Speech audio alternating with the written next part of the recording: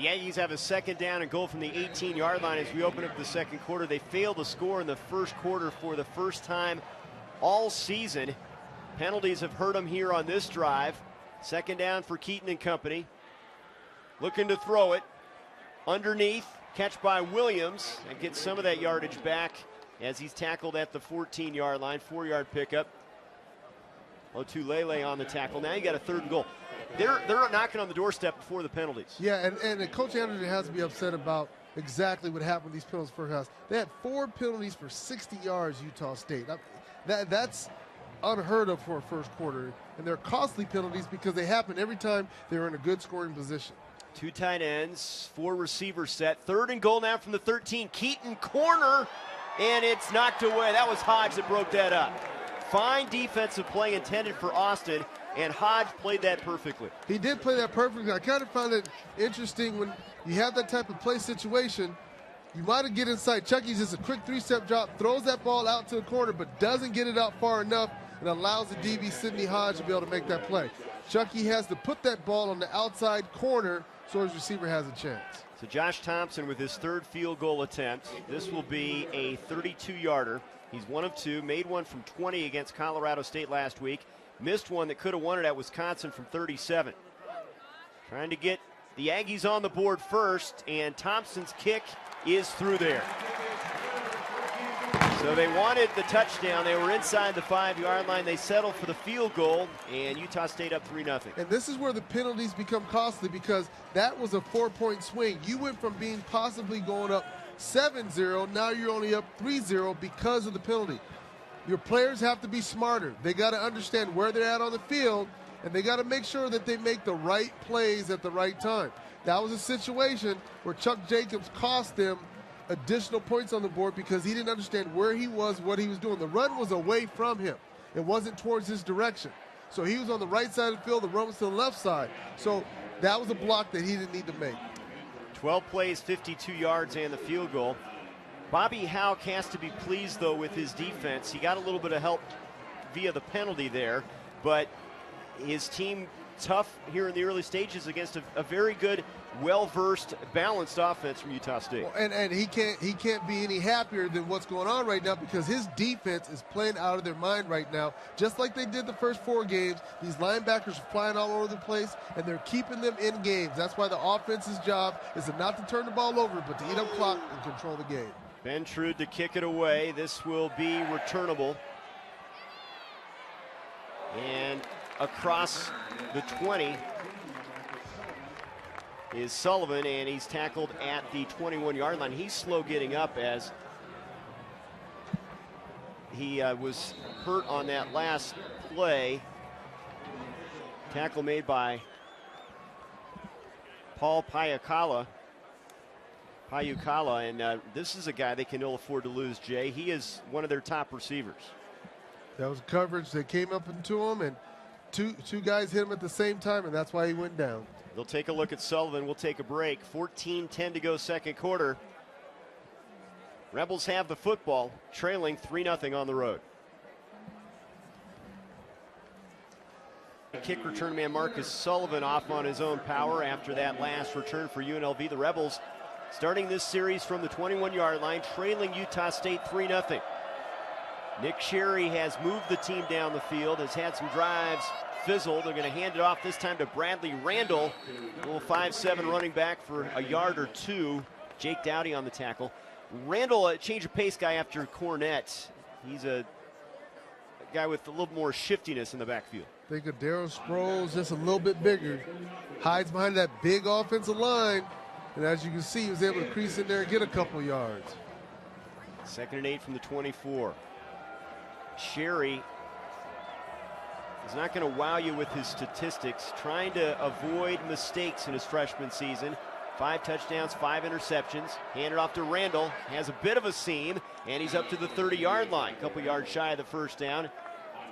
As Tavares McMillan, the inside linebacker, on the tackle. 3rd and short coming up. This is where they want to be, as McMillan got to the edge that time. Right, and Coach Hawk and offensive coordinator Brent Myers, this is their game plan. This is what they talk about.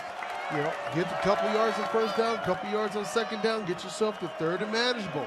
And that's what they do, because now defensively, they can get you both ways. They can run or pass, and you're not sure which one they're going to do. They have the tight end Phillips split out in a slot to the right side. Single back from the gun, Sherry. Pressure coming. Slant pattern, catch made. First down, Devontae Davis. Davis to the outside.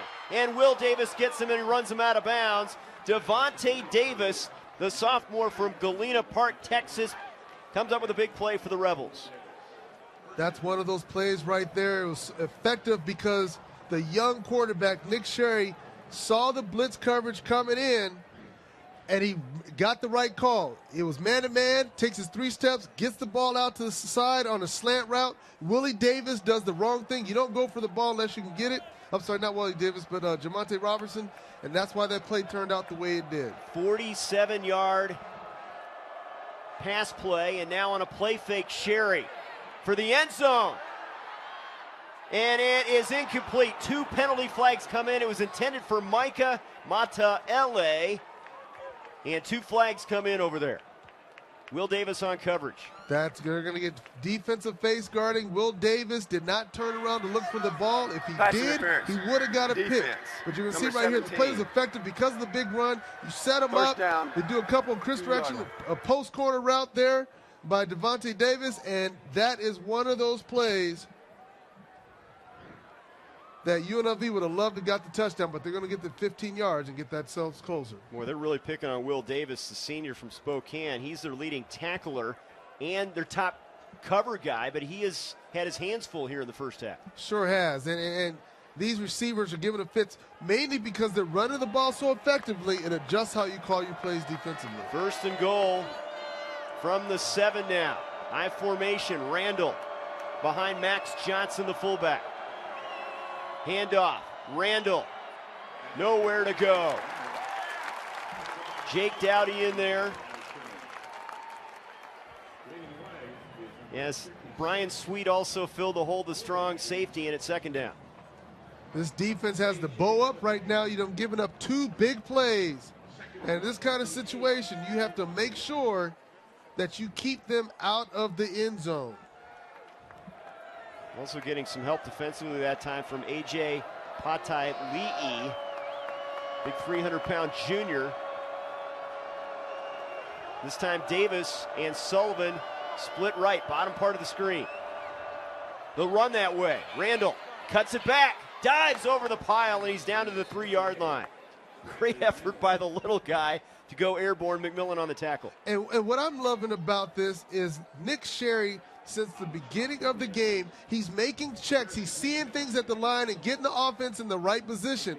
And look at the little guy, Brady Randall, getting up in there, not scared to throw his body around. They know they're going to get 3 off of this possession, but they'd like to try to get 7. Bradley's dad, Lenny, 11 years, Major League Baseball, 5 of those with the Texas Rangers, comes from great bloodlines. He sets them up now, 3rd down from the 3, 3rd and goal. Sullivan in motion. Play fake this time. Open is the fullback. Touchdown Rebels. Max Johnson hauls it in, and UNLV's in front.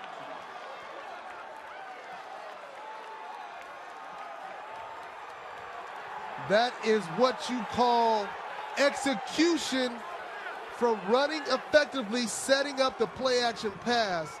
And this is what UNLV does so well with their young quarterback, Nick Sherry. Sets it up with the play action to Brady Randall, pulls the defense in. Max Johnson slides out. You can see right here. Sets it up, does a good job with the fake. Max Johnson sails the block out in the flat all alone. As you saw right there, Jake Doherty had the coverage, had no chance getting there because he's trying to come up on the run. 6 plays, 78 yards, the 3-yard touchdown catch from Johnson, and the extra point tacked on from Nolan Cohurst. 7-3 UNLV, and textbook, this is what they want to do. Run it and set up the play action pass. And they did it the way they wanted to do it on that drive. 10:45 to go second quarter. Max Johnson, his first touchdown as a collegiate. Sherry finds him at 7. Bobby Houck, head coach of UNLV, one of his favorite catchphrases is, "Your actions speak so loudly, I can't hear what you're saying." They actually spoke very loudly on that drive. UNLV could easily be 4-0. 3 overtime loss to Minnesota, 3-point loss to NAU, 8-point loss to Washington State at home. They beat Air Force last week. This is a team that looks very much like a winning football team, off to a good start. 7-3 lead here at Utah State. The kickoff into the end zone and a touchback. The Aggies will bring it out to the 25-yard line. That's the first touchdown, Jay, given up by Utah State in the first half this season. It's amazing. Well, both these defenses are very volatile. They play very aggressive, and you're seeing why. They don't give up a lot of points because they don't usually make too many mistakes. But just like that last drive, if you catch the defense in the right spot, you can create big plays, and that's exactly what UNLV did as they marched down. They kind of got Utah State back on their heels, a little punch drunk, and then knocked them out with that touchdown to finish off that drive. And Gary Anderson's team, they need to avoid the penalty. That has really crippled them here in the first half. They'll start from the 25-yard line. 5 penalties for 75 yards against the Aggies. They run it with Williams. Breaks to the outside, look out. Williams across the 40, and there's that sprinter speed up to the 43. He turns it into an extra gear. Hassan on the tackle. That's 18 yards. He has such great vision. He saw the outside linebacker coming. He knew he wasn't going to take that inside. He just took a run outside for the big game. And Lewin had a good block to spring him. Here's Williams straight ahead, and tougher sledding this time, couple yards up to the 45-yard line. Tim Hassan on the play that time. Well, you can best believe Coach Anderson has a sense of urgency lit under these guys right now after that drive, offensively saying we got to put this together. Don't shoot yourself in the foot. Execute, and we should be able to score. They can strike quickly with Williams in a lot of ways. Keaton's going to put it up this time. Short drop, spots Jacobs. That's a first down grab to the UNLV 45-yard line. Pickup of 10 and a first down. Jacobs trying to bounce back from those 2 costly penalties. And that's a play right there, Chucky Keaton looking at the blitz coming. And that play was so effective because he read the blitz, knew who the hot read was, which was Chuck Jacobs, got the ball out for the conversion on the first down. Taj Hassan, the half-brother of Tim Hassan, the strong safety on the tackle, but it's a first down at the 45. Pitch this time to Williams, cuts it back, and puts his head down, and they'll mark him down after a short gain to the 43. With the exception of that 18-yard run, this is how it's looked like most of the half. They haven't been able to get much in the run game. Well, what's been happening is UNLV is forcing them to go sideways and not go north and south. Anytime you can take a very fast back and make them go sideways, you negate a lot of things that they can do. 48 yards on the ground thus far for Utah State as we approach the 9-minute mark here in the second quarter. Keaton, pressure coming, steps up, and he finds the tight end, Bartlett, for the second time. And he's close to a first down at the 35-yard line. Chucky Keaton again. Play was effective because he saw the blitz coming. And when he saw the blitz coming, watch him read it, step up, make a good play, get the ball out to his tight end, Bartlett, for that conversion on the first down. That's exactly why Chucky Keaton is playing so much better this year, reading the blitzes. Bartlett, a big target at 6'2" and 248. Tialavea has a catch from that tight end spot as well. Running left, it's Williams trying to stretch it to the outside. They can't catch his speed. He's inside the 30 and close to another first down. 9-yard pickup to the 26. Taj Hassan on the tackle. If you don't catch him quickly and he gets to the outside, forget about it. That's the thing about it. The other plays you mentioned, what it kind of looked like, they got him going sideways just a little bit, and then he came upfield, they're able to stop. Right here, you get him in open space, he's going to beat a linebacker every time, and that's exactly what he did. He has world-class sprinter speed. You get him out of space, he can do some damage. 9 carries, 45 yards for the senior from Las Vegas. Was not recruited by UNLV. Second and short. Keaton underneath, catch by Williams, tough grab to make, and he hangs on, and that's good enough for the first down as Tani Maka puts a pop on him. And that's the thing about Kerwin Williams. He is, just like all the backs that they've had here, he's two-dimensional. He's not just a runner. He has great hands, can catch the ball out of the backfield, and you see as with some of these formation sets, they flex him out to put him in those mismatches against the linebackers. We'll get a breather now. Robert Marshall, junior from Dallas, in at that running back position. Hill is in the backfield as well, offset. Play fake for Keaton, looking to the end zone. It's Hill. He's got it. And they'll mark him out at the 1-yard line. Joe Hill from his running back spot, sprinting down the sideline, and Keaton finds him. They set that up. Joe Hill was playing the fullback position as Chucky did the play fake to Robert Marshall. The two receivers ran post routes, pulling the safety inward, allowing the linebacker to have to cover Joe Hill one-on-one on that wheel route, and that's why he got that big gain. Hill had a big touchdown catch, first of his career against Utah in their big win here. Play action again. Keaton for the corner. Touchdown Aggies. And it's Tialavea.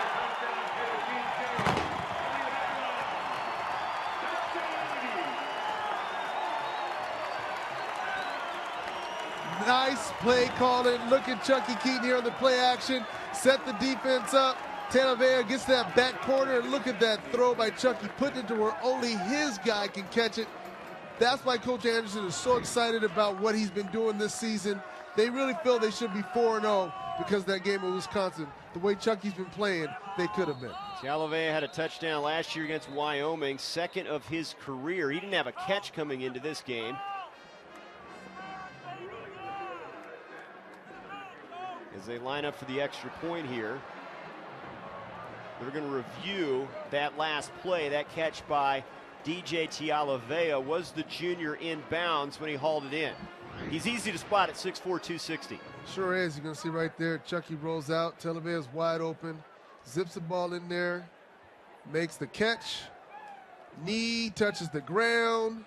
Then he goes out of bounds. So you need, in college, 1 foot, 1 knee. And in the pros, 1 knee is equal to 2 feet.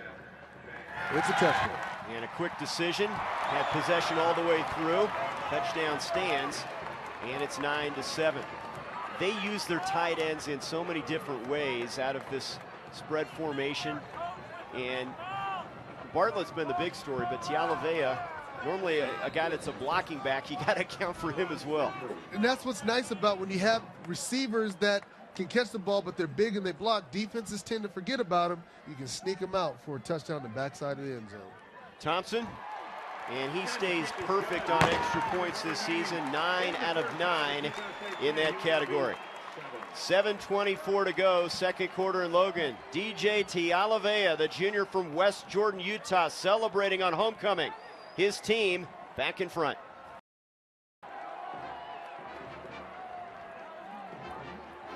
The play action pass has been a big story for both teams. Utah State in front, play fake, and the toss to Tialavea for the go-ahead score. UNLV, same story. The run setting up the pass, and Max Johnson capping off that last drive. Sherry did a nice job. Yeah, you look at Sherry spread this ball around. That was a big play right there, getting Devontae Davis on that third-down blitz.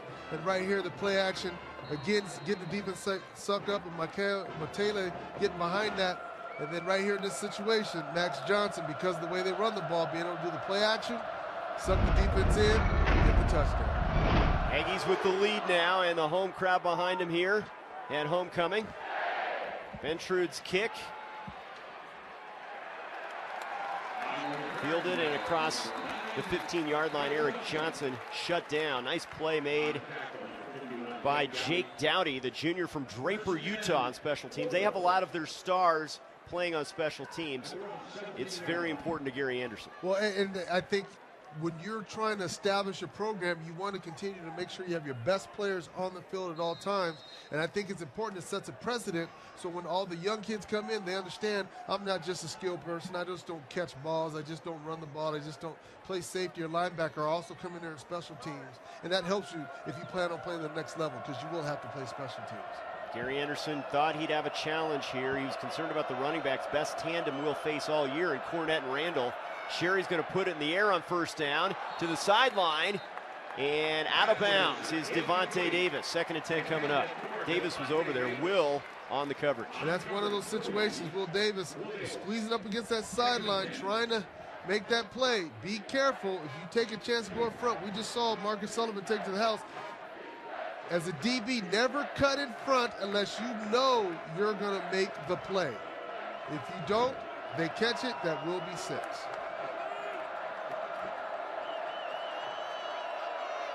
Sherry very poised for a redshirt freshman in a hostile environment. Seems to be in control here. Hands it off to Cornett. trying to get to the outside, nothing doing. Swarming to the ball, Utah State, as they had a whole host of guys there. That's the thing Gary Anderson has loved. He said they've been solid all the way through. They're unselfish, and they get bodies to the football. And as you can see right there, that old saying, 11 men to the ball, that is not more prevalent than when you look at what happens here. This almost gets tackled, able to dance back. Tim Cornette showing you his elusive feet, but because of that pressure of that Utah State defense, he was not able to turn it into more. Now Utah State has it where they want them, 3rd and long. And this is where they're tough. They get a lot of sacks on creepers, simulated pressure, and you see guys staging like they might be coming on the line of scrimmage, and now backing off. And here they come again. In trouble, Sherry. Down he goes at the 12. Vili Moyatu, his 2nd sack of the season, and they just bring so many different looks in that blitz package. Well, you got a young quarterback, so what do? You come up and show the blitz. You're still bringing the blitz, but you're not going to show him where the pressure is coming. And it was effective because he couldn't see it. You're going to see right there, Bojay continues through, gets through 2 offensive linemen, Rogers and Zeisman, and makes that play. And the smart play by Sherry, not trying to force it, put it away, take the sack. Terrell Thompson also providing pressure as Lansford gets the kick away near his goal line. Kicks it away from Cameron Webb, out of bounds. Let's see where they mark this one. Side judge coming up the field, and excellent field position for the Aggies. Near midfield, right at the midfield stripe. So half a field to work with, and Lansford does not like the spot. He's like, why are you still walking? You're supposed to stop back there, not up here. And that's one of those situations. It's always hard to tell where the ball crossed the line. I'm always in awe with the referees when they somehow try to figure that out, because I couldn't tell you. It looked like to me that ball went out on the 40. So the Aggies with a golden opportunity with 5:35 to go before the break. They went 9 plays, 75 yards for the go-ahead score. Now they've got it back.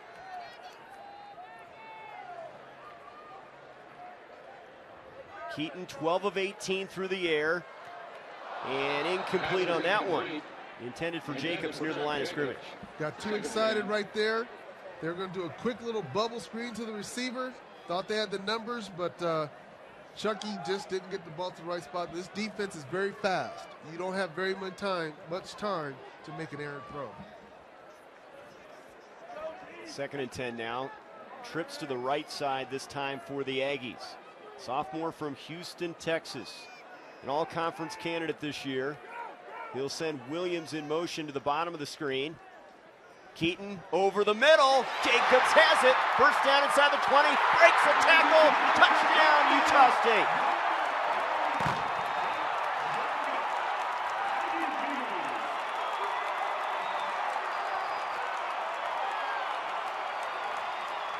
You're seeing the maturation of Chucky. That play was very successful because what he did, he set the motion, he sent Kerwin Whelan out, and when he did that, that spread the safety out, allowed him to get that ball to Chuck Jacobs, and Chuck Jacobs did the rest. The fastest wide receiver on this Aggies team, a game changer. He's quick in space, and he broke a tackle as well on that one. And Thompson's extra point, and it's 17-7. Keaton to Jacobs for the score. Right there you see Chucky does all he can, stretches that safety out, creates a seam. Chuck Jacobs does the rest, making up for those penalties. You can see right there when he goes no back, that tells Chucky where to go with the ball automatically. He wastes no time, zips it in there, and that's the kind of play Coach Anderson talks about, that Chucky is showing that he is a maturation growth process from last year to this year. And he says the sky's the limit. If this kid continues to do this kind of stuff, this team can definitely continue to play in bowl games. Chuck Jacobs, a career-long 50-yard touchdown grab. And, you know, the personal foul penalties really took the air out of the balloon on a couple drives. They appear to have the mindset right now. Coach Anderson got on him a little bit. He sure did it. You got to be smart. He knows about this team. They play very tough, like you pointed out, we talked about. They've lost close games. They're a solid defense, and they play great offense. You cannot spot them the ball in certain places by penalties. Johnson has a chance to return this Bentrude kick. He's across the 10, weaves around and dropped. Vigil was in there. Another of their stars on defense, starring on special teams, and a big field in front of the Rebels. They'll start at their 11-yard line. That's one of those situations, a returner, if you're ever going backwards, do not try to come out. You've taken all of your momentum. And when you go backwards to catch the ball and then try to start to go forward, this is the result's going to happen. You give the kickoff team opportunity to come catch you. Gary Anderson's D has been sensational. They haven't forced a lot of turnovers this season, but have been very stingy in most phases of the game as UNLV tries to run it. And there's one of those phases, rush defense, as Lapa'ua was in there. Dowdy as well. 2 yards and that's it. Right now this defense is playing on fire, got some energy going. Offense puts quick points on the board. This crowd is getting behind it, so UNLV has to be smart here. Stick with your game plan. Continue to chip away. Get yourself in third management. Cornett stays in after that 2-yard carry, gets his number called again, trying to get to the near side and nothing doing. Fili Moiatu in there. Dowdy as well. Vigil, most of the linebacking crew. And those are the guys that they want to make the plays in this scheme, this 3-4 alignment. Coach Anderson went to this 3-4 scheme about 3 years ago because he had more athletic linebackers and D linemen, and he had to figure out the best way to get the best players on the field. It creates issues for offenses because you don't normally see it. Luckily for Las Vegas, they went against this 3-4 defense the past 3 weeks in a row. 3rd and 8. Pressure coming. Sherry picked off. Nope, dropped by Will Davis. He jumped the route in front of Devontae Davis, almost had one. Will Davis did what a DB should do. He reads the quick slant, beats the receiver to the spot, gets his hands on the ball, and almost comes away with that interception. Devontae Davis had to turn himself into a DB. Good play by Will Davis. They've been picking on Will, but he stepped up that time, and now the Aggies with plenty of time to work with, and they should get excellent field position out of this. Lansford, preseason All-Mountain West Conference, from his 2-yard line, he gets away a beauty. Webb calling for a fair catch, and he makes it at the 39-yard line. Nice job by Lansford getting him out of some trouble. Still excellent field position for the Aggies. They'll have it at the 39. Well, these punters love this high altitude. It really allows their ball to sail, get some great hang time. They're an extension of the defense. You want to try to pin that offense back as far as possible, and that's exactly what he did. Gave himself some breathing room. Now this defense for UNLV has to figure out a way to see if they can force a 3-and-out, try to give their offense a short field before the half. 48-yard punt. Bobby Houck's D played well early. Utah State finding some chinks in the armor here in the second quarter. Keaton, 13 of 20, 173 yards. They'll keep it on the ground with Williams running to the left side and up to the 44-yard line, close to 5 yards there. Lotulelei on the tackle. I am so impressed with Lotulelei. This kid, him and Maka and Hansen, they fly to the ball. Just when you think there's a seam there, they're closing it. He had 14 tackles in their win against Air Force.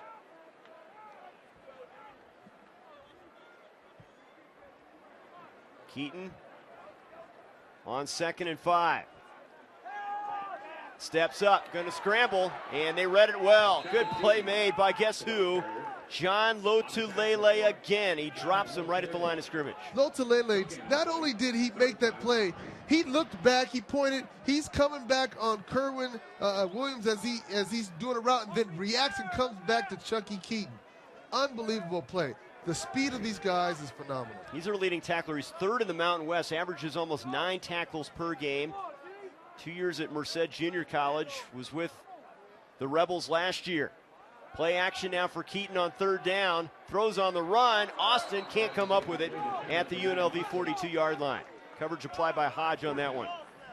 That's a win for the defense. They set it up in such a way that Chucky had to make a tough throw. That's a situation where I would have liked to see Chucky run the ball, but he still made the right throw. It just wasn't defense played good enough to where it wasn't a big enough window for him to get it into.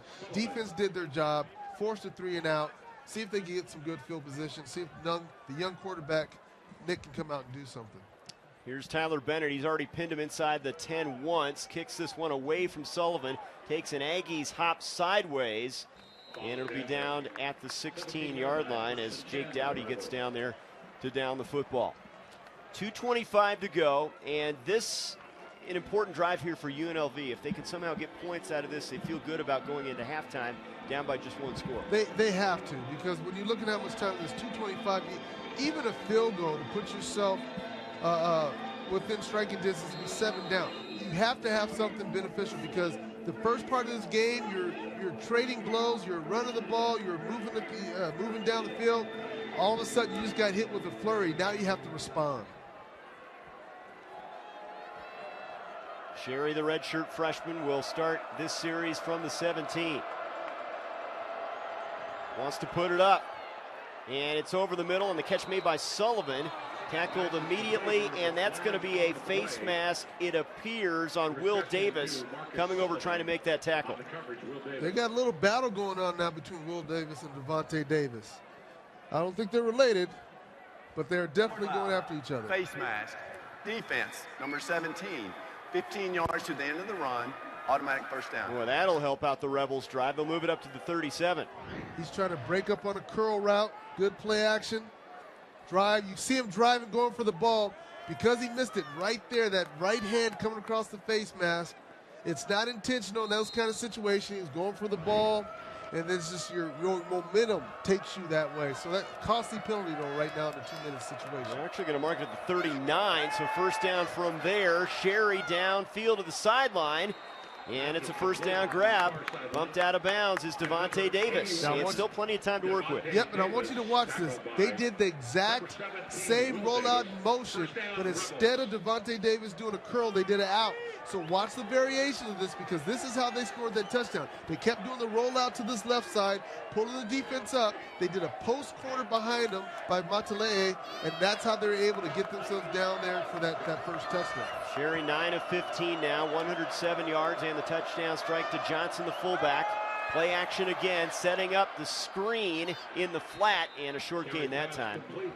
As it was read well, Marcus Sullivan to the 44 for 3 yards. Nevin Lawson on the tackle. And that's what's really hard on Nick Sherry for any quarterback, to throw that ball back across your body when you're a right-handed quarterback going back to your left, or a left-handed quarterback going back to your right.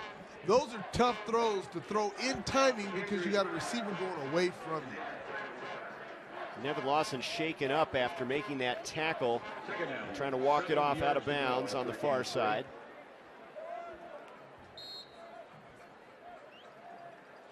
Rebels have all 3 timeouts remaining, and 1:41 to work with.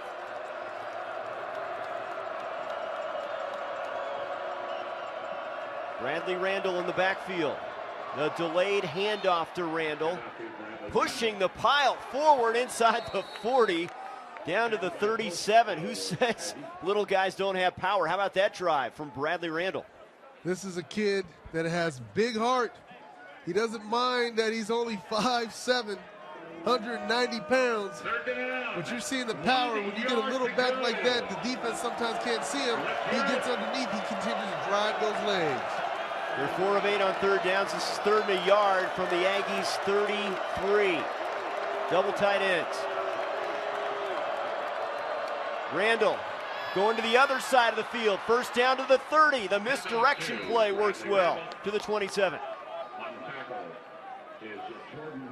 He had great vision on that cutback. When you look at what he saw, he sees there's nobody on the outside, and makes a great move to get outside for that first down, using his speed this time instead of power. Now the Aggies showing blitz here from the gun. Sherry overshoots Williams. Not on the same page there, and that's that, what is that, the red route there? You know the blitz is coming? That was definitely a red route, and they were trying to do an out and up, but the receiver right there, Herring, didn't read it correctly, And so he wasn't running. He didn't expect the ball, and that's why that happened like that. I should say that was Williams. 2nd and 10 now. Bobby Houck's team has been very good in the 3rd quarter. He's hoping that continues. Right now, trying to draw a little bit closer before halftime. Sherry setting up the screen. There's Williams at the 25 and upended near the 20-yard line by Zach Vigil, and here comes another late penalty flag. Offensive lineman, you cannot come in there and try to clean the pile in this kind of situation. Right there, Zach Vigil makes a good tackle. Now the play is over right there. Not needed, absolutely not needed. Doug Zeisman has to do a better job of knowing the play is over. This 300-pound senior guard from Phoenix really hurting his team here. The ball's at the 20-yard line. They'll back him up. After the play, personal foul, offense, number 64. Yeah, Doug Zeisman. 10-yard. So now you're out of field goal range as well. They'll move the football back to the 35. Really a costly penalty. We've seen 3 or 4 of those, in this first half. Right. From both teams. Well, and exactly. Utah State was driving to score, and then they got the penalty, which hurt them and put them out of situation. And here is UNLV in the same type of situation. They're driving to put points on the board, and then they get a costly penalty at the wrong time. And that's the thing about it. Penalties are bad enough as is, but when they happen during drives that you're in position to score, they're even more costly. They will use one of their 3 timeouts right here with 38 seconds to go. But now, instead of having the ball on the 20 in the red zone, you're looking at a 3rd down and 18 from the 35. And now you're thinking, from the Bobby Houck standpoint, let's get something out of this and at least get our kicker set up. And that's exactly what I was going to say. That's what they're talking about. Nothing costly. Let's put ourselves in a good position. Try to get enough yardage to get the field goal attempt.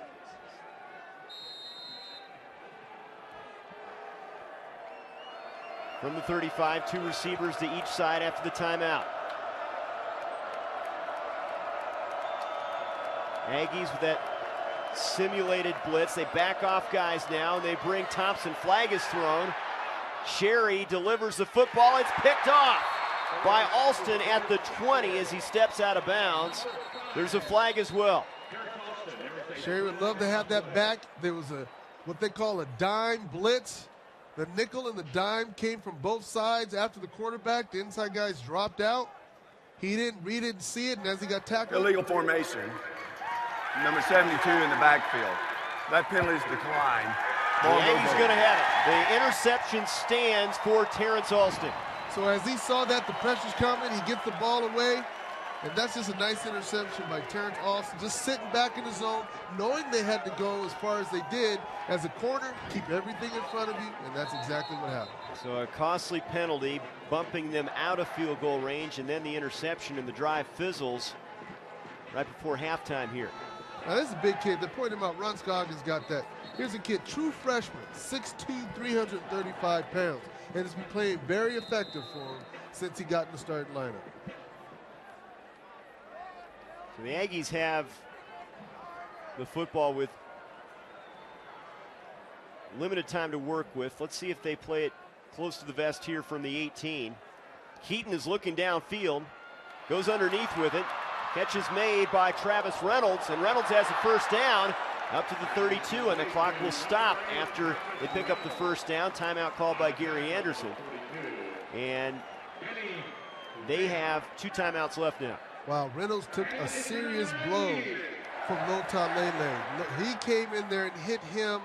I thought they both were going to have concussions on that, the way that looked. The fact that he was able to hold on to the ball is huge. Watch Lota Lele at the top of your screen from left to right as he catches that ball. Now watch, he's cutting back. Here comes Lota Lele. Right into him. Oh. I mean, that is trying to knock him out in those situations. He came in with reckless abandon right there. And the fact that both of them are still walking, that's huge. Yeah, Reynolds appears to still have his faculties amazingly after that hit. And now you've got the ball at the 33 with 21 seconds and 2 timeouts. It appears they want to take a shot or 2 down the field here. Well, might as well work on your 2 men in this type of situation. 4 receiver look for Chucky and the Aggies. Sophomore has some time. Open on the sideline, Williams. 40. 30. And Williams out of bounds at the 21 with 10 seconds to go. They're in field goal range, and they're set up for some more points here right before the break. What a play call by Matt Wells, offensive coordinator. Get Kerwin Williams out in space. Like I said, this guy has so much speed. Get him out in space. When he's in space, linebackers stand no chance. Watch him. He does a flare route from the top right there, and Chucky just buys him enough time to get in that open space, and look what he does. In college football, the first down would automatically stop the clock, but he did a little more there. 45 yards on the pickup. Keaton to the air. It's Reynolds at the 15. He cannot get out of bounds. They've got a timeout to burn, and they use it. With 2 seconds, timeout called by Gary Anderson.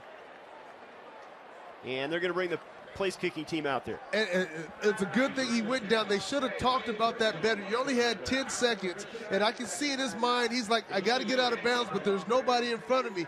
So you want to take that kind of situation out of the hand of the player as a coach and say, if you catch the ball, get out of bounds right away so that we can kick the field goal, because you won't have a chance of scoring. That's one of those situations. Anderson is upset. He's like, what are you trying to do? But you have to talk that out. You know, quietly, Jay, we talk about both teams wanting to run the football. Chucky Keaton has thrown for 242 yards here in the first half. You got to take what the defense gives you. Both these defenses played very stout against the run. So what do you have to do? You have to go to the pass.